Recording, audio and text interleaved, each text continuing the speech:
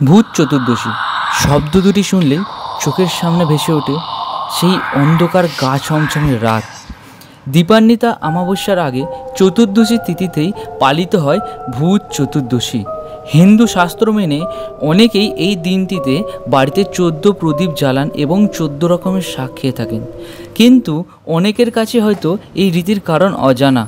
চলুন জেনে নেওয়া যাক ঠিক কোন বিশ্বাসের উপর ভর করে এই নিয়ম পালিত হয় ঘরে ঘরে।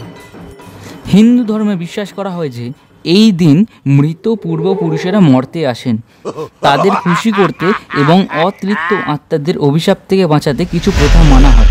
সেই প্রথারই অংশ 14 শাক খাওয়া ও 14 প্রদীপ জ্বালানো। হিন্দুদের বিশ্বাস মৃত্যুর পর দেহ পঞ্চভূতে মিলিন হয়ে যায়, অর্থাৎ আকাশ, মাটি, জল, হাওয়া ও অগ্নি।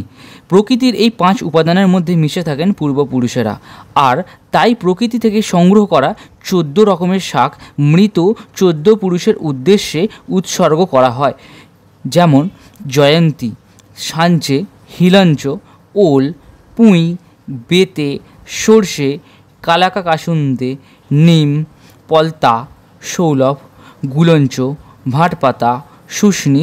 মূলত এই 14 রকমের শাক রান্না করা হয়। 14 শাক ধুয়ে সেই জল ছিটিয়ে দেওয়া হয় বাড়ির প্রতিটি কোণে। একই সঙ্গে প্রেত ও অশুভ শক্তি দূর করতে এই দিন সন্ধ্যায় বাড়িতে 14 প্রদীপ জ্বালিয়ে থাকেন বাঙালি গৃহস্থরা। তবে বৈজ্ঞানিক মতেও একটি ব্যাখ্যা পাওয়া যায়। 14 শাক খাওয়ায় ও 14 প্রদীপ জ্বালানোর পিছনে বৈজ্ঞানিক ব্যাখ্যা রয়েছে। সেটি হলো, বৈজ্ঞানিক মতে ঋতু পরিবর্তনের জন্য এই সময় নানা ধরনের অসুখ হয়ে থাকে। 14 শাক খেলে শরীরের রোগ প্রতিরোধ ক্ষমতা বাড়ে। আবার হেমন্ত শুরুতে পোকার উপদ্রব দূর করতে বাড়িতে 14 প্রদীপ জ্বালানো হয়ে থাকে।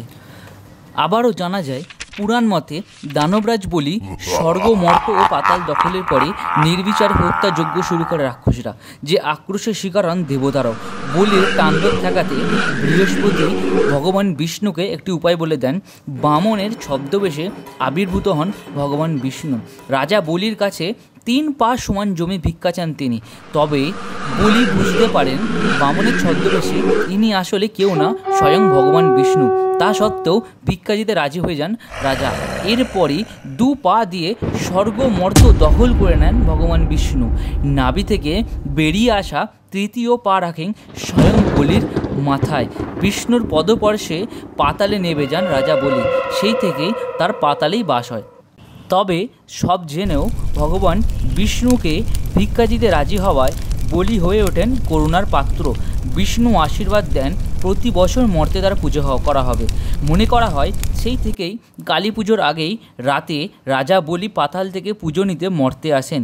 সহচর হিসেবে থাকে শত সহস্র ভূত ও অশরীরী আত্মা। ভিডিওটি ভালো লাগলে লাইক, শেয়ার এবং কমেন্ট করে দিন, এবং এরকম আরও ভিডিও পেতে চ্যানেলটাকে সাবস্ক্রাইব করে রাখুন। ধন্যবাদ।